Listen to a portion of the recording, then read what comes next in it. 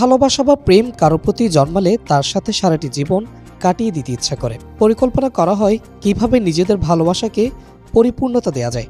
সুখ, দুঃখ, রাগ সবকিছুই ভাগাভাগি করে একটি প্রেমের সম্পর্ক গভীর হতে শুরু করে। তবে যে মানুষটিকে নিয়ে সারাটি জীবন পথ পাড়ি দেওয়ার চিন্তা ভাবনা করা হয়, সে মানুষটার প্রেমে পড়তে সর্বোচ্চ কত সময় লাগতে পারে? কারো মতে প্রেম হয়ে বছরের পর বছর কথা বলার পর, আবার কারো মতে এক সপ্তাহ, আবার অনেকের মতেই 1-2 মাস কথা বললেই প্রেম হয়ে যাবে। তবে 90 সেকেন্ডেও যে প্রেম হতে পারে, এটি কি কখনো শুনেছেন? বিজ্ঞানীদের মতে যখন কাউকে ভালো লাগে তখন মস্তিষ্কে এক ধরনের রাসায়নিক পদার্থের নিঃসরণ হয়, ফলে ব্যক্তির মনে একটি সখানুভূতির সৃষ্টি হয়। মনোবিজ্ঞানীদের মতে একজন ব্যক্তির প্রতি আকৃষ্ট হওয়ার ক্ষেত্রে মস্তিষ্ক 90 সেকেন্ড থেকে 4 মিনিট সময় নেয়। আর মজার ব্যাপার হলো, মানুষের মস্তিষ্ক প্রেমে পড়ার ক্ষেত্রে ব্যক্তির কিছু বিষয় বিবেচনা করে।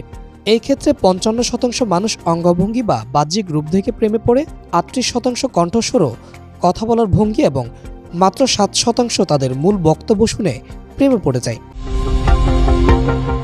যুক্তরাষ্ট্রের রটগার্স বিশ্ববিদ্যালয় থেকে হেলেন ফিসার জানান, প্রেমের 3টি স্তর রয়েছে। এই 3টি স্তরের প্রতিটি স্তরই ভিন্ন ভিন্ন হরমোন ও রাসায়নিক পদার্থ দ্বারা পরিচালিত হয়। ভালোবাসার ইচ্ছে, আকর্ষণ ও সংযুক্তি।